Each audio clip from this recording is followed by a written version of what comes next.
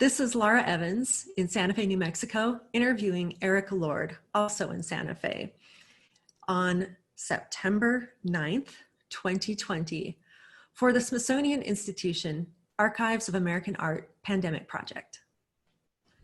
Hi, Erica. How are you doing today? Hi. Doing all right. Do well today. Okay. Could you tell me about how these past few months and weeks have been for you? They've been, I think across the board, but they've been tough. I think one of the biggest things that has been challenging is being alone. I live alone, and so other than Zoom conferences or talks, I really don't see people.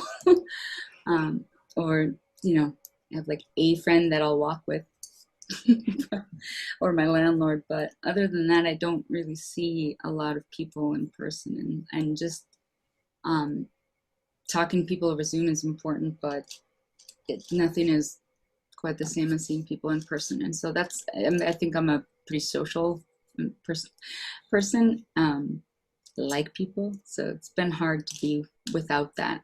It's been lonely. Yeah. Has the COVID impacted your artistic making?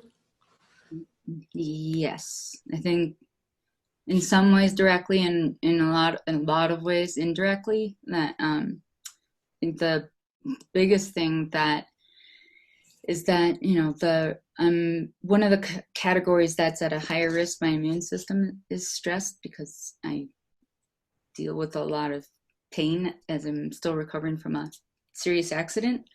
And so all of the surgeries and all of the treatments and things that I was scheduled to have done over the past 6 months all got postponed or delayed or canceled. And because that affects my health and my ability to sit and do anything of endurance for any period of time, doing art, which requires a lot of focus and endurance all the time, has been really difficult.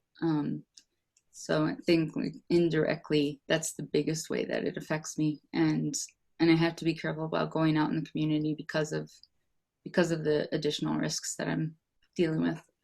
And then directly, a lot of my time has been spent, I've kind of shifted focus with a lot of my work, that most of my creative energy has been getting put into sewing and making masks that I've been making a lot for my students and their families, for my friends, and different people around the community. And so I'm glad that I'm able to do that I have the skills to sew and do that, but it means that I haven't been.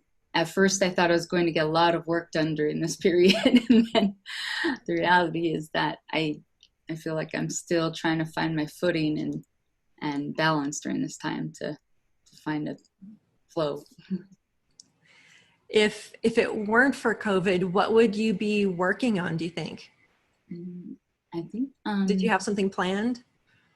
Yes, I had planned to do these. I was continuing with this DNA beaded series with these burden straps, these DNA belts and dog tuppy that I was making.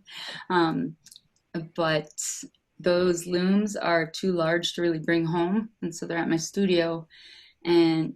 But I haven't had, our studio has been kind of not closed, but we've been asked to not come in unless it's really important.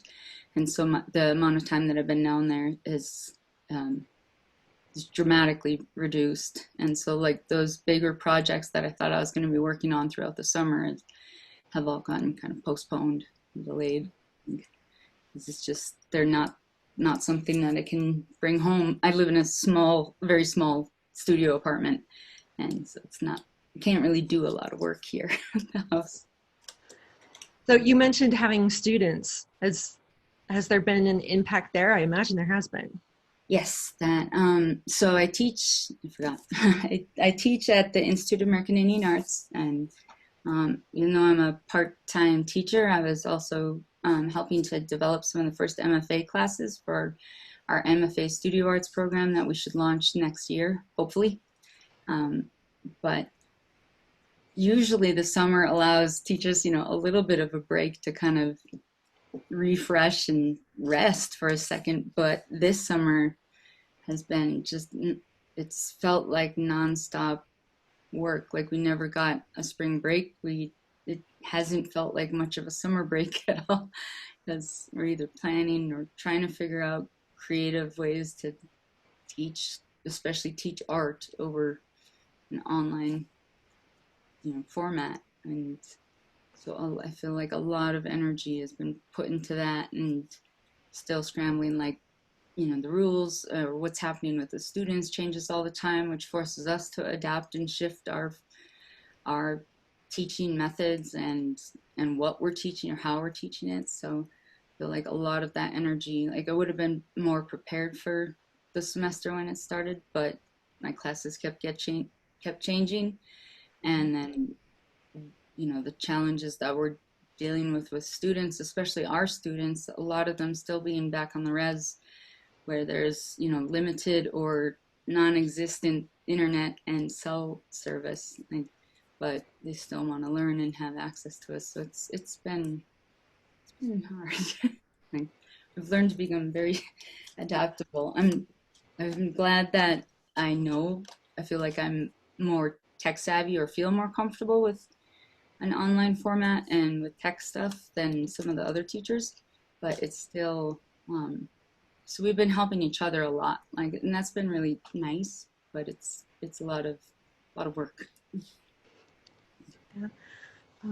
Are there some things that you think haven't been captured by standard accounts of our current crises? I'm thinking both about COVID and the racial unrest, the conflict over public monuments, all those things together.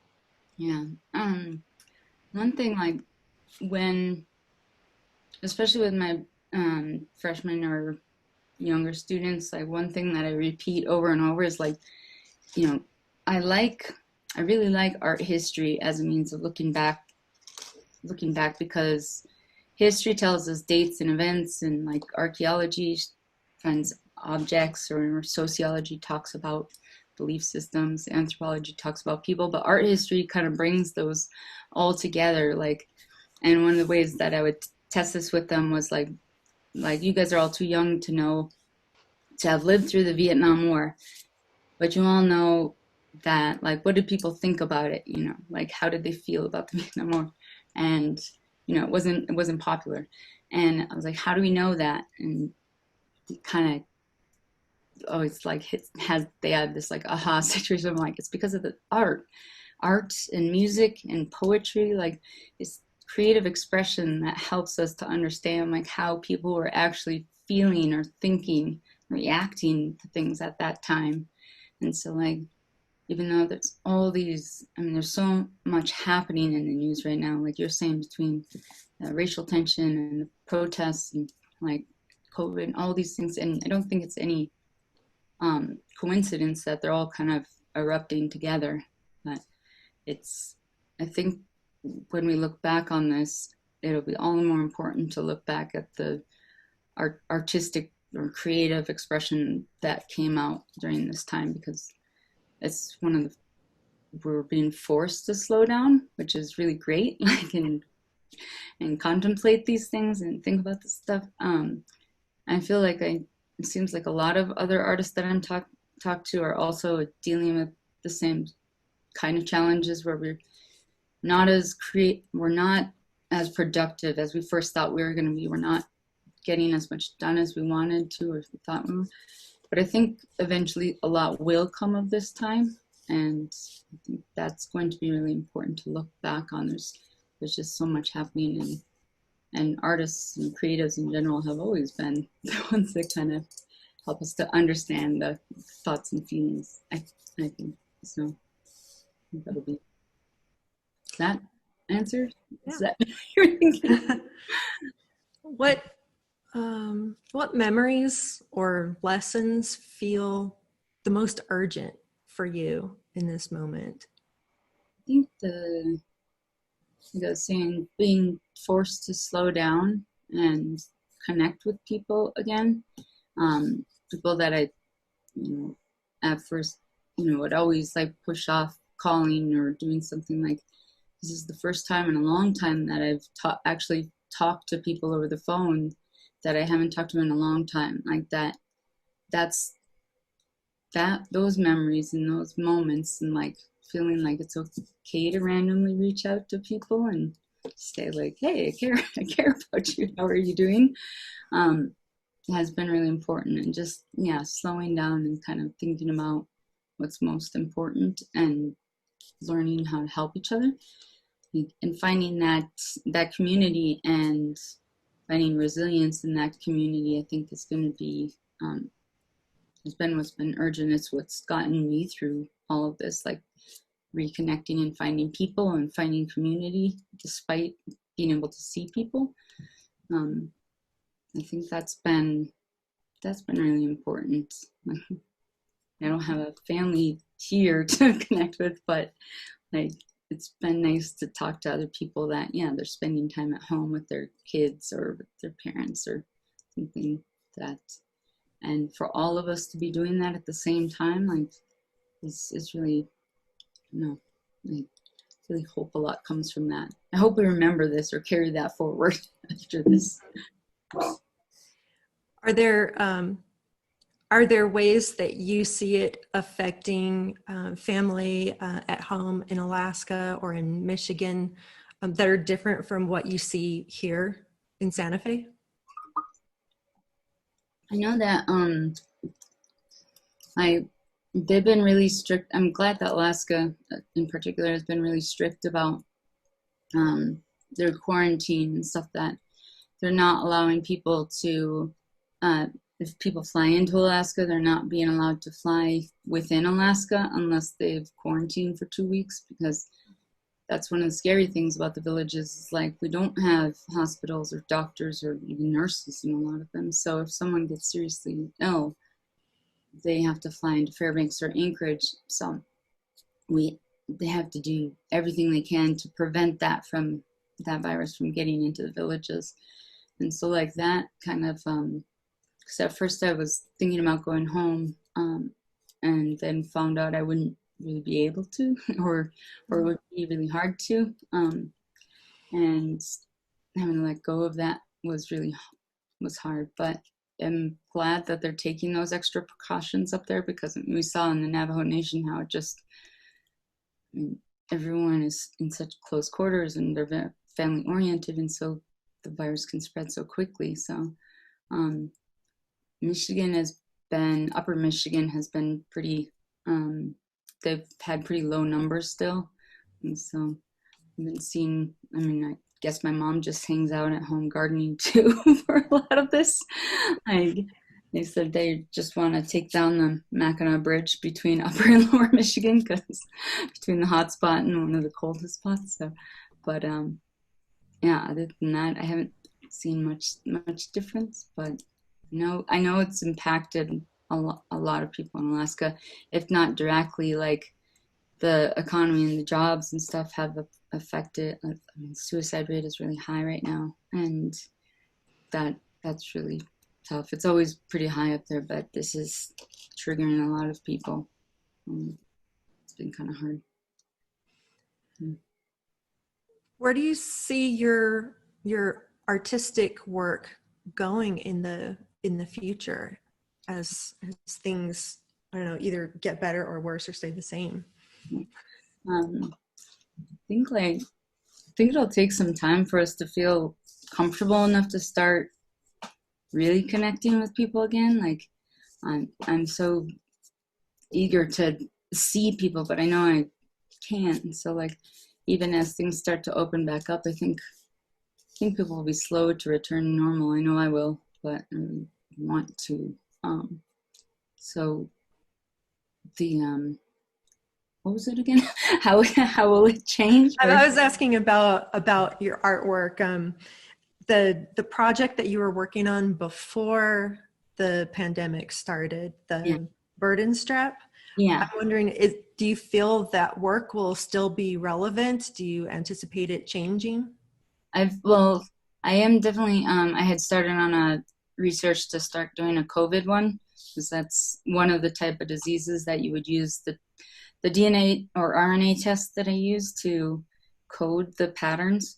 Um, there's something, they have to be a type of disease or virus in this case, and COVID fits one of those. So that's one of the, yeah, like I had a list of things that I was going to work on, and COVID's getting pushed kind of to the top because I want to work on that. And Can you explain what the burden strap is and the DNA and what is that? yeah, so I I like taking traditional objects and applying them to like a more contemporary experience. Should I put the image on the screen? Sure. Yeah. And let me pull this up. So here's one. Sorry, it just took me a second to get the image ready.